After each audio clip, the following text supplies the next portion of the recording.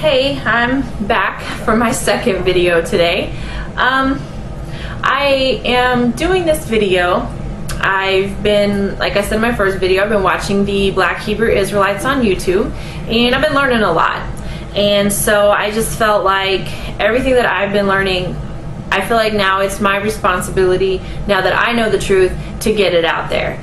So I'm hoping that by me doing this video, that maybe it will help to wake up some of the other Black Hebrew Israelites. I see them on the videos, I read their comments, and a lot of them are just like, the Bible's not talking about us, that can't be us. Like, that's not us. And I want you to know that yes, it is talking about you.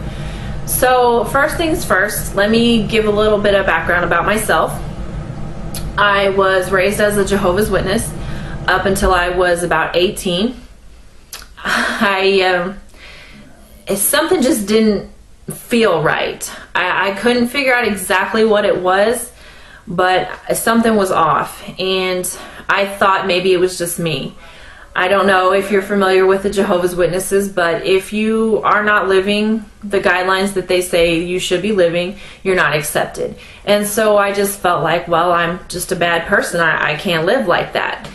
And with my basically entire family, with the exception of a couple people, all being Jehovah's Witness, you know, I was taught this by my mother and my father, so I felt like I'm being lied to never even crossed my mind. I never thought that's what was going on. But now I realize, yeah, that is exactly what happened, and I'm also trying to get my family to realize the truth. The first thing I want to talk about is the appearance of the ancient Hebrew Israelites. I'm going to give you a few scriptures. It's not a lot, but to me, if you don't see it after reading these few scriptures, then you're probably never going to see it.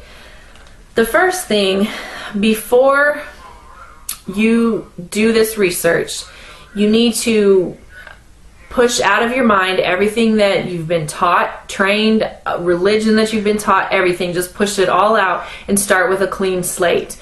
It took me about a year for my eyes to be opened, because even though I wasn't a Jehovah's Witness anymore, I still felt like that was the truth, and I was still defending it. And it wasn't until I pushed that out of my mind that my eyes truly got opened. The first thing I want to talk about is in Exodus chapter 4, verses 6 and 7. When God was speaking to Moses and he was going to use him to bring the children of Israel out of Egypt where they were enslaved, he was giving him some signs to let him know that, hey, I will be with you, you know, I will help you with this. So he had told Moses in this particular chapter and verses, he said, stick your hand into your bosom. And when he pulled it out, it says that it was white as snow. Now, if you were to take somebody of my skin color and stick my hand in my bosom, pull it out, and it's still white, that's not really going to be anything miraculous. But now if you were to take a person of black skin and put their hand in their bosom, pull it out, and it's white, that would be pretty miraculous. Another example is of Miriam. In Numbers chapter 12 and verse 10, it says God turned her into a leper and she was white as snow. So if he turned her white, then she obviously had to be black to begin with. In Amos 9 and verse 7, God is speaking to the children of Israel, and he says, are you not as the Ethiopians unto me? Now some versions are going to say Cushite, which if you don't look that up, it's not really going to mean much to you. But if you look up the word Cushite, it's going to say Ethiopian. Now we all know Ethiopians are very, very dark-skinned people, and God was comparing his people, the children of Israel, to them. A couple of other scriptures are Lamentations 5 and verse 10 and Job 30:30. Those also refer to the skin color of the Israelites as being black. Now I have to tell you this. If you have a new King James Version, it's going to take the word black out. You need to go into an older King James Version and it will have the proper words in there. Now you have to ask yourself, first of all, why do we need a new version of the Bible? What was wrong with the old one? And second of all, why would they take the word black out? What are they trying to hide? Now in Revelation chapter 1, verses 13 through 15 is a description of Christ. And it brings out that he had hair white like wool. Now, I want to show you a picture. I mean, I'm pretty sure everybody knows what wool looks like, but I just wanted you to get a good visual. Okay? Now, there's wool. Now, I'm going to show you another picture, and we all know who this is. But when you look at his hair, it is exactly like the sheep's wool. Now, I know it says that it was white, so I want to show you a picture of an older Hebrew Israelite. And when you look at his hair, that's exactly what it is, white like wool. Now, if you look at the gentleman next to him, who is a so-called white person, he does not have woolly hair. And white people in general don't. I mean, you look at my hair, it's not woolly, it's thin and fine and straight, which is pretty much the norm for the so-called white people. Now also in Daniel 7, chapter 7, verse 9, it talks about the Ancient of Days, which is God himself. And there's a description of him there, and it says he had hair white like wool. So when you read these scriptures, it really shows beyond a shadow of a doubt that God, Christ, and the ancient Hebrews were all black people with hair white with hair like wool. Excuse me. Now, another thing I want to touch on is in Deuteronomy chapter 28. Now, the first 14 verses are talking about God is telling the Israelites, okay, if you keep my commands, this is what I'll do for you.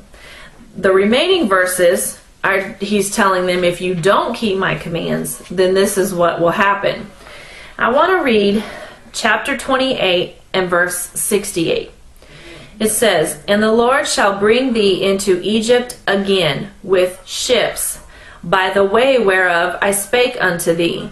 Thou shalt see it no more again, and there ye shall be sold unto your enemies for bondmen and bondwomen, and no man shall buy you." Now, if you were to get a globe and you were to look at where the Hebrew Israelites were at, they would not need a ship to get to Egypt. So God was obviously talking about something else. He wasn't talking about the physical land of Egypt. If you look in Exodus 13:3 and Deuteronomy 20 and verse 2, it refers to Egypt as a house of bondage. Now, I want to show you something, and I know everybody has seen this. I saw it a million times, but never paid any attention and never really thought twice about it. But on the back of the dollar bill, there's a pyramid. Now, pyramids are notorious with Egypt. I mean, you say pyramid, that's automatically what you think of is Egypt. So why would the United States of America put a pyramid on the back of their dollar bill? Now, with the word Egypt meaning house of bondage, God was obviously telling the Israelites, hey, I'm going to put you back into slavery. Now, the only race of people that were brought over on ships and sold as bondmen and bondwomen, which are slaves, are the so-called African Americans. That's the term that the white man has given them. Now, like I said before, if after you do this research, which I don't expect you to take anything that I'm telling you, look it up for yourself, do the research. That's what I did. Anytime I was shown a scripture, shown something in a book, I'd look it up myself and do the same thing. And if at the end of that you still can't see it, then I really don't know what else to say. But I want the black Hebrew Israelites, I'm trying to help to get them woke up and to see the rich heritage that they really have, and what a blessing to be one of God's chosen people. I mean, honestly, I'd give my left foot to be one of God's chosen people. So I'm just trying to help and get this out there, and I'm hoping that if one person listens to what I have to say and they see the truth, then great. I'm ecstatic. So I'm hoping that this helps, and I hope everybody enjoyed my video. Thank you.